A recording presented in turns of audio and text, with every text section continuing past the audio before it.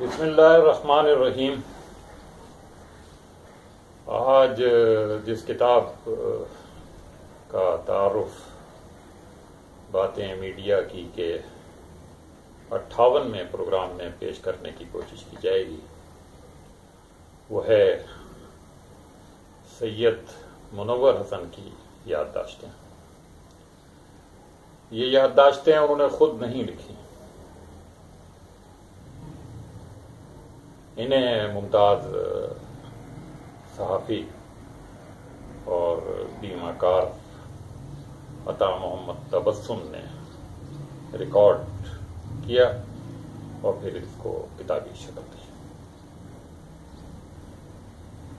سید منور حسن پاکستان کی سیاست کے ایک منفرد شخص تھے۔ وہ کہنے کو تو ایک فرد تھے، مگر ان کے بارے میں ان کے مداحین اور ان کے مخالفین دونوں کی یہ رائے ہے کہ وہ خود ایک انجمن تھے، ایک محفل تھے، ایک ادارہ تھے جہاں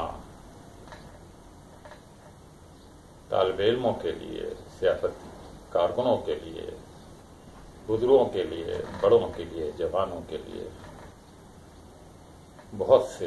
دروس موجود تھے۔ عطا محمد تبسم نے اس کتاب میں جو تقریباً 324 صفحات پر مشتمل ہے، تقریباً 168 صفحات میں ان کی یادداشتیں قلم بند کی ہیں جو انہوں نے ریکارڈ کی تھی، اور بقیہ آدھی کتاب تعزیت ناموں پر اور ان مضامین پر مشتمل ہے جو سید صاحب کے بارے میں ان کے معاصرین نے، ان کے ساتھیوں نے،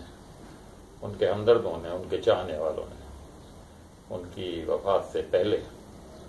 اور پھر وفات کے بعد لکھے۔ عطا محمد تبسم صاحب اس کتاب کے پیش لفظ میں لکھتے ہیں کہ دراصل سید صاحب کی یادداشتوں کو قلم بند کرنے کا فریضہ ان کو سونپا گیا، بلکہ کہا جائے کہ قرآ ان کے نام نکلا، چونکہ کچھ اور لوگ بھی ان کے ساتھ ان یادداشتوں کی ریکارڈنگ کے دوران موجود ہوتے تھے، لیکن بہرحال ان سے کہا گیا، ان کا نام یہ اس کے لیے منتخب کیا گیا، تو انہوں نے پھر یہ یادداشتیں قلم بند کی اور پھر کتابی شکل۔ سید منور حسن کا گھرانہ دہلی سے تعلق رکھتا تھا، اور انہوں نے اپنی یادداشتوں کے ابتدائی حصے میں دہلی کے متعلق اور کس محلے میں قرول باغ میں وہ رہتے تھے اس کے متعلق بہت ساری باتیں اس کتاب میں ان یادداشتوں میں بتائی ہیں۔ پھر انہوں نے وہ ہجرت کا ذکر کیا ہے کہ جب انہیں اس علاقے سے جبری طور پر ان کے خاندان کو، ان کے محلے والوں کو، ان کے دوستوں اور احباب کو وہاں سے نکلنا پڑا، اور پھر وہاں سے وہ ایک پرمشقت سفر کے بعد بہت سے اور لوگوں کی طرح پاکستان پہنچے اور پھر وہاں سے کراچی آ گئے۔ منور صاحب بتاتے ہیں کہ ان کے والد سید اخلاق حسین ایک معلم تھے، اور مولانا سید ابوالعلا مودودی سے ان کی ایک طرح کی دوستی تھی، بلکہ کچھ ایسے اشارے بھی ملتے ہیں ان کی باتوں سے کہ شاید کچھ عزیزداری تھی۔ مولانا مودودی نے شاید ایک مرتبہ یہ کہا بھی تھا کہ مجھے منور حسن کے جماعت میں آنے سے اسی طرح کی خوشی ہوئی ہے جیسے خورشید احمد، جو بعد میں پروفیسر خورشید احمد کہلائے، کہ جماعت میں آنے سے ہوئی تھی، کیونکہ ان کے والد نذیر احمد بھی دہلی میں مولانا کے دوست رہ چکے تھے۔ بہرحال منور صاحب کراچی میں اپنی رہائش کا ذکر کرتے ہیں، کس طرح سے جیکب لائن میں انہوں نے آ کر سکونت اختیار کی، کس طرح خیموں میں گزر بسر ہوئی، کس طرح ان کے والد نے پھر کچھ تھوڑے بہت پیسے جمع کر کے ایک ناظم آباد میں ایک کچا پکا گھر سا بنایا، اور پھر اسی میں منور صاحب نے ساری زندگی اپنی گزاری، اور تھوڑے تھوڑے وقفے کے لیے کچھ اور کرائے کی جگہوں پر بھی منتقل۔ وہ بتاتے ہیں کہ شاید انہوں نے کراچی میں 15 کے قریب رہائش گاہیں تبدیل کی۔ بہرحال وہ کہتے ہیں کہ اسکول کی تعلیم بھی اسی طرح جیکب لائن میں، پھر جیل روڈ کے اسکول میں، پھر گورنمنٹ کالج ناظم آباد میں، ان اسکولوں میں اور ان کالجوں میں انہوں نے تعلیم حاصل کی۔ اور وہ کہتے ہیں کہ گورنمنٹ کالج ناظم آباد میں ان کا تعلق این ایس ایف سے ہو گیا، اور پھر این ایس ایف پر ایسا دور آیا کہ ان کے لیڈروں کو گرفتار کر لیا گیا یا کراچی بدر کر دیا گیا، تو پھر ایک اسٹوڈنٹ سرکل کے نام سے ایک ذیلی جماعت بنائی گئی، ایک سرکل بنایا گیا، اور منور صاحب کو اس کا صدر بنایا گیا۔ یعنی ان بڑے لیڈروں کی غیر موجودگی میں جو سیکنڈ لائن کے کارکن تھے انہیں کام چلانے کے لیے آگے کیا گیا۔ اسی زمانے میں ان کا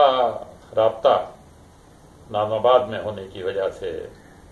جمعیت کے ایک سرگرم کارکن مرحوم آصف صدیقی سے ہوا۔ آصف صاحب نے ان کو کتابیں دیں، وہ آصف صاحب کو اپنی طرف راغب کرنے کی کوشش کرتے رہے، اور منور صاحب کہتے ہیں کہ وہ ان کی بھی کم کتابوں اور پمفلٹ کو کبھی پڑھتے تھے، کبھی نہیں پڑھتے تھے، کبھی چھوڑ دیتے تھے، لیکن ان کو گھرانہ مذہبی ہونے کی وجہ سے نماز کی باقاعدہ ایک عادت سی تھی، نماز ضرور پڑھا کرتے تھے۔ این ایس ایف سے کچھ باتوں پر ان کا اختلاف ہوا، خاص طور پہ یہ نماز پڑھنا ہی جو ہے میٹنگز کے دوران، یہ شاید انہیں بہت کھلتی تھی یہ باتیں۔ بہرحال وہ کسی طرح سے اپنے بھائی کے پاس نوشیرہ میں، جہاں ان کے بڑے بھائی ملازمت پر ٹرانسفر ہو کر قید چلے گئے، اور وہاں انہوں نے وہ کتابیں اور وہ پمفلٹ پڑھے جو آصف صدیقی مرحوم نے انہیں دیے تھے، اور اس طرح سے پھر وہ جماعت کے قریب آ گئے۔ کراچی آنے کے بعد وہ باقاعدہ جمعیت کے کارکن بن گئے، پھر وہ جامعہ کراچی کے ناظم بنے، جامعہ کراچی کے ناظم بننے کے بعد پھر وہ پورے کراچی کے ناظم بنے، پھر وہ ناظم اعلیٰ بنے پوری جمعیت کے، اور پھر اس کے بعد جماعت میں آئے، اور جماعت میں پھر وہ کس طرح سے مختلف عہدوں پر رہے، یہ سب ان یادداشتوں میں یہ چیزیں موجود ہیں۔ ان کی زندگی کا ایک اہم موڑ